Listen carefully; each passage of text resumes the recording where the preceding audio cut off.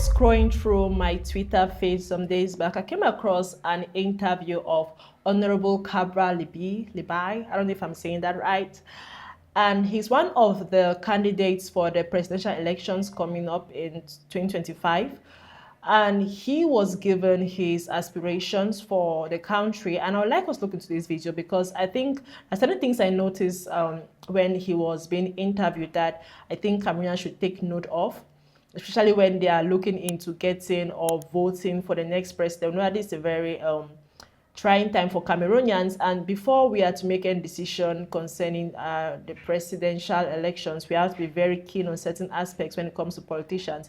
And we are going to look into that interview, and you're going to give me your comments on how you feel concerning the way he responded to the questions. The project that you have for Cameroon.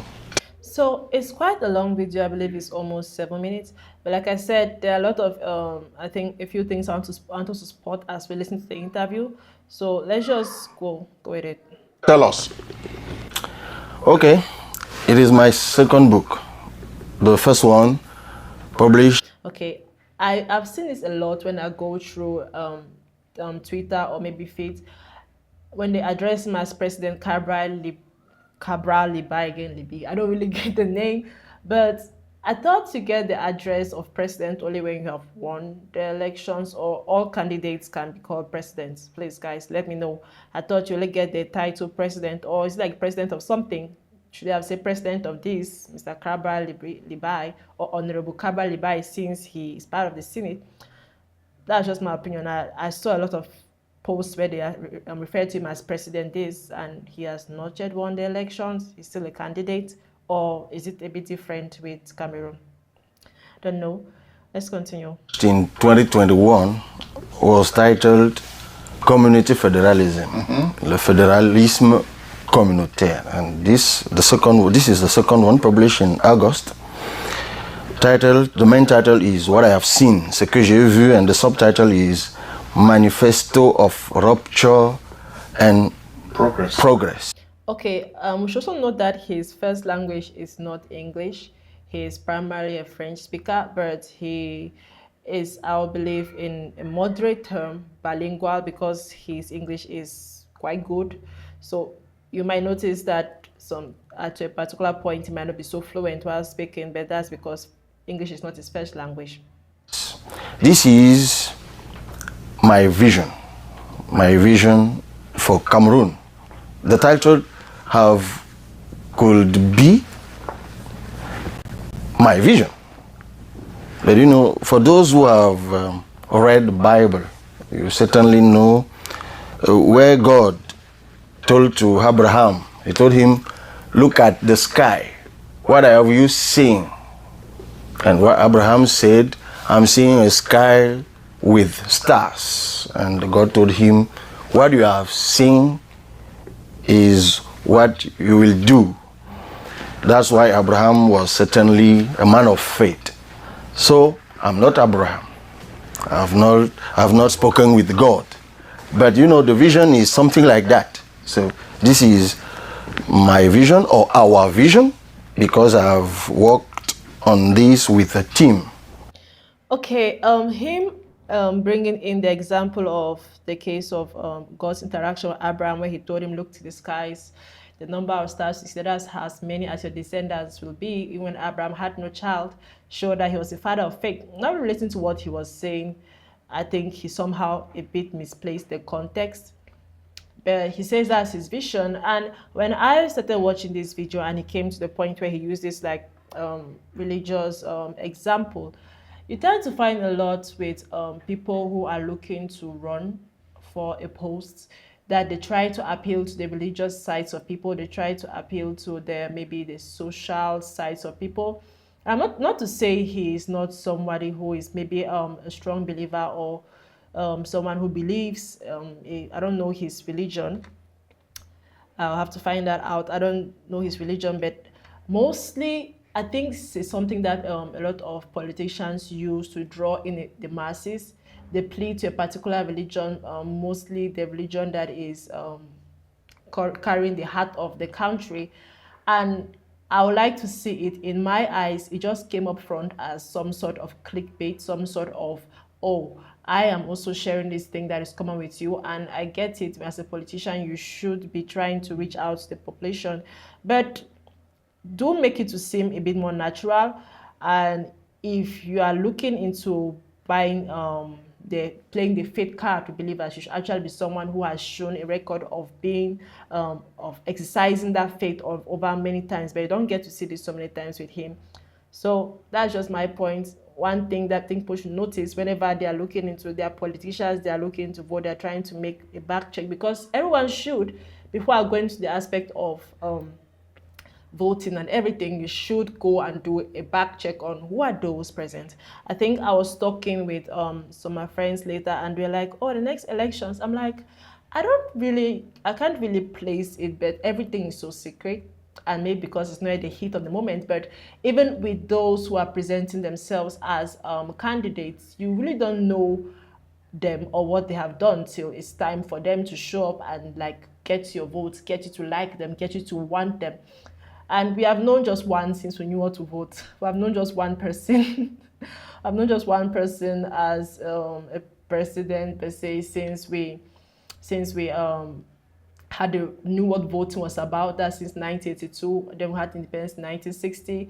So when it comes to voting, I think Cameroonians have not seen the other side of it, maybe a new side of the coin. And some Cameroonians were looking to getting that new side of the coin, but they should also they should also understand the fact that when you are getting into the voting issue, it's not just I like this person. It's like, oh, what would this person change? And that's what I think I'm very, very intrigued when listening to interviews, because he has a lot of interviews.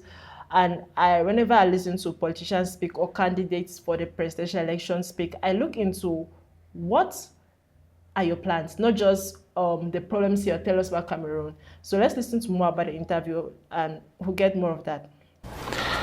Our vision for Cameroon is the Cameroon that protects and unleashes energies.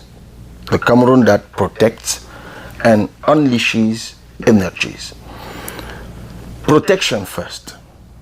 Protection by rupture. The rupture in the subtitle. Rupture with neocolonialism state. Rupture with the way of governing Cameroon. Rupture with what we have lived till now. And the second part of the vision is unleashes energies. We want to progress. That's why you can see progress in the subtitle. To unleash these energies, we should first change the face of the state. We should renovate the state. We should change the form of the state. This is the first thing. We should change the structure of the state. La réforme de l'État. Second one is to make a state which is present, because for now the state is absent. You know, when you live in our country, it's like you are abandoned. You don't see the state when you need the state. When you need help, you don't see the state. But if you want to manifest, if you want to gather with your compatriots, you will see policemen. At this moment, you will see state. The state is there to take taxes, to beat us, to intimidate us, but never when we need education, when we need help, when we go to hospital, we don't see the state.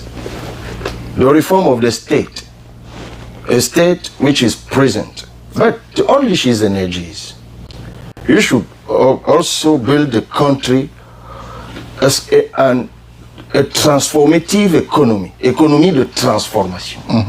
We can also say industrialization. We should transform, because now we are selling what we call in French matière première. Oui, we are only raw materials. And like I said, listen to this interview, you get a lot of times they're like, this is what the country needs. Like the song is like doesn't get any newer than that. Every candidate comes up, this is what we need. Okay, we need better roads, we need better government, we need to stop this and that. The state has to be more present. You are coming as a candidate for the presidential elections of the country. We are already very much aware of our problems. I think something that all the candidates should put in mind. Cameroonians are very much aware of all the problems. Everything is stated here. I'm not going to lie. Nothing is new to me. Nothing is new to me. Is it the governance issue? Is it maybe the concerning the just the lifestyle? We're looking for better standards of living socially. Like all of that is very much known to every single Cameroonian. Even children know the problems that Cameroonians have. So when you come as a candidate and the best you can do when they tell you to explain your vision for the country is, we're going to change, we need to change it, we need to change that. Yeah, we need to change it, we know we need to change it. The problem is, the question actually is, how are you planning on changing this if we give you the power to do it? Because that is the entire point. I really followed the American elections tit for tat. I think I was really going through the way the processing was, and I was amazed by it, because I think that's something I believe if Cameroonians could experience, they will understand what they really needed in a leader. Because you find people who came up and they could tell you exactly how they are planning on changing the country. Not just this, the country needs to change this and that. No, I'm going to do this by this time, I'm going to do this by this time, I'm going to do this by this time. This is what I'm planning on doing, how the steps I plan on taking. And those are questions that candidates should be able to answer when they are being put on these interviews. But rather, they are just focusing more on, we need to change this and change that. And not to say that that makes the person irreliable. I'm just saying they are not giving Cameroonians the in-depth of the plans they are planning to do for the country. You are telling us you want to give us something better. How? How is the question? How? Before I give you this power, before I come and put my faith in you, can always tell me, I want to change this, okay? I want to change this. Yes, everybody has said they wanted to change it before. You're not the first person. How do you want to change it? That is the difference that makes a good leader. And I think that's something that I'm still looking for when it comes to these candidates. And maybe with time, they are going to be more open about it. But currently, I'm not seeing anyone that is giving the highlight. So let's continue the video. Yes, we are only or always selling raw materials. But now we should begin to process transform it. And the last thing, to unleash his energy, is to make a country attractive for investors. Because now, a real investor, a real American investor cannot come to Cameroon. You have certainly heard about the scandal, Glencore or Bourbon. Never. They cannot come. Because of what? Because of corruption. Because corruption is the oxygen of those who rule out now, us now. That's why the first chapter of this book is eradication of corruption. And to eradicate corruption, there is another item of rupture. To eradicate corruption, you should ameliorate the public service. Because when you live in a society, in a state where government is absent, authorities are absent. Again, to eradicate corruption, you should ameliorate the what do you say, the society, the government. I think he said that. How? The question circle back to how. What are your insights on how you can ameliorate? Because he just did some sort of tautology and skipped over it. To eradicate corruption, we have to ameliorate the government. How? The question remains how. Let's go ahead. What will you do if you can give money to a policeman, to le magistrat, to judicial system? You know, you can imagine all the practices of corruption in our context, in our society. Okay, I have given you the summary. It is a book written in 11 chapters. Yes. And you read as you want. Si quelqu'un va acheter ce livre-là, il peut trouver ça où? My English is not very bad. Oui, non, ton anglais est très bon, mais on ne peut pas oublier les francophones. Pas très bon, pas très bon. Mais il ne faut qu'on oublie les francophones. Yep. Si quelqu'un veut acheter ces livres, il peut chercher ça où? Amazon. Amazon.com. You have the two versions. Il y a deux versions. The two versions. Amazon. You have la version anglais, la version française. Ça c'est français. Ça c'est la version française. Ça c'est anglais. Tu peux acheter la version qui te plaît. And the two. Okay, so that's the end of the interview. I believe that this was not more of a presidential inclined, like an interview inclined to his presidential prospects, but it was more for his book launch. Ce que j'ai vu, I think that's the title. So looking into this interview, like I said, my what I keep coming back to is with these candidates this year, I think what Cameroonians should be looking for is not just something new, or those who are seeking something new look for something new, but also how does what the new thing plan on making Cameroon better? Because we could get new and still stay the same way. And that is something I think is still lacking in the people I'm seeing coming up. If you were to ask me personally, what are your expectations from a presidential candidate at this point in time? I would like to know what are your plans, not just what we need, but how do you plan to give us what we need.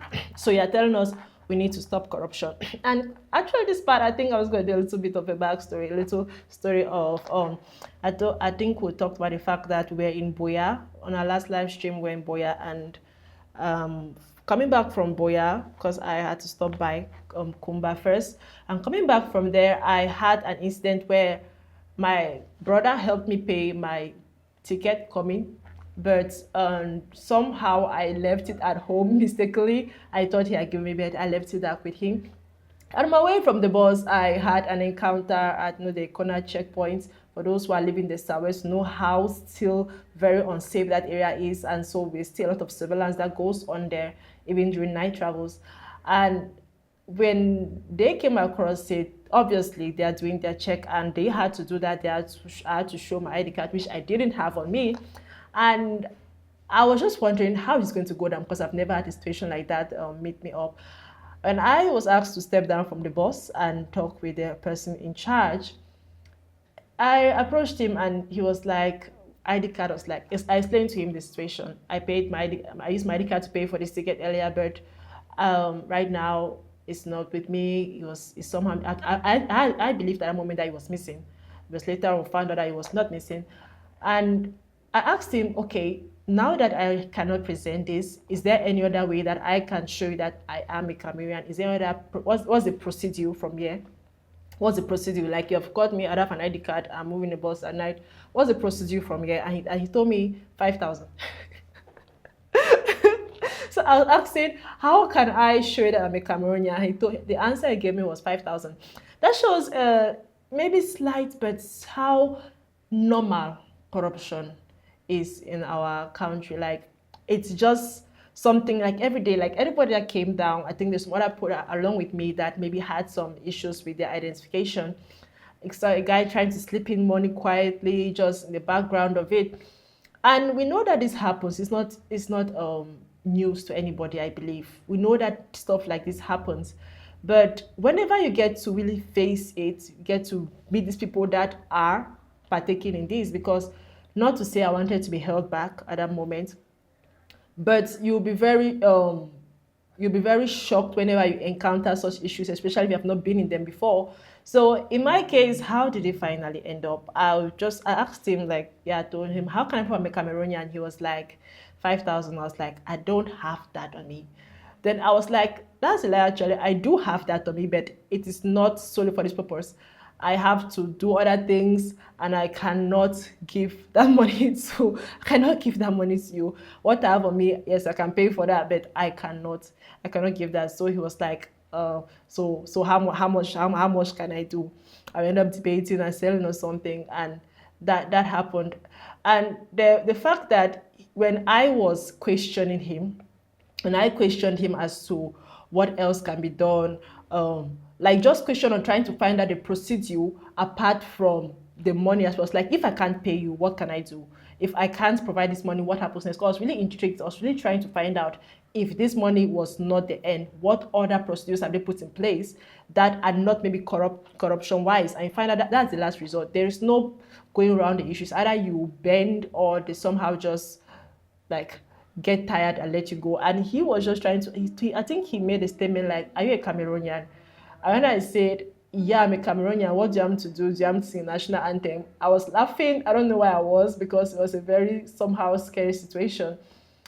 But that statement he made me realize that as Cameroonians, we already have that inbred in us that when we face situations like that, we should just bow down, pay, and leave.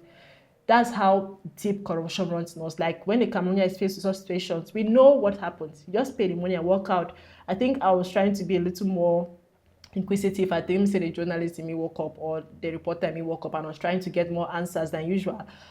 And we just find out that corruption is something that is now a mundane, everyday thing in our society. So if I'm going back now to the presidential interview, I think one thing I'd like to be looking into the next president is there should be an abolition to the because initially in Cameroon, there was only a 2-year term that someone could have. You could only run for 2 times, but later it was then stopped by the CPDM, I believe, in 2008. So you could run for as many times as possible. The reason why some Cameroonians are really upset with the current state. But something that I believe if someone comes up and says, as what I'm going to do to make Cameroon a better place, I'm going to abolish that the aspect of you can run for as many times. It's going to be a 2-term thing back. We're going to bring back certain things. We are going to move certain people. We're going to fire this person and this person. Like, that is what we're looking for. What are the actual steps you are putting into play to change this? If you're talking about because one thing he stands on so much in interviews I've watched about him, he talks about his focus being feeding the Cameroonians, because Cameroonians have issues with getting everyday meals. And that's a very good stand, I would say. I'll applaud that on his part. And the fact that he's also being very stern to the fact that he's not going to debate with a representative from the current president. He says as a candidate, he's supposed to have a debate with the running president, is also going to be a candidate for the next elections. And I applaud that, because I too do not think it is proper for a candidate to be debating on things concerning the future of the country with a representative for another candidate. It does not seem fair. It doesn't really seem fair. So with Cabral Libii, I think I'm going to look into more of the candidates for this year's election. I just get to have a background check on it, because I think Cameroonians, sometimes we just really put these details behind. We are just looking for what's next, what's new, what can we do next, and we're not looking to how is this next thing going to better. Okay, which is the best next thing? Even if we're looking for a next thing, okay, let me say for those looking for a next thing, what is the best next thing should be what we are focusing on, and not just because they say not just because they tell us our problems, but tell us how they plan on saving us from those problems, and that's what we should focus on.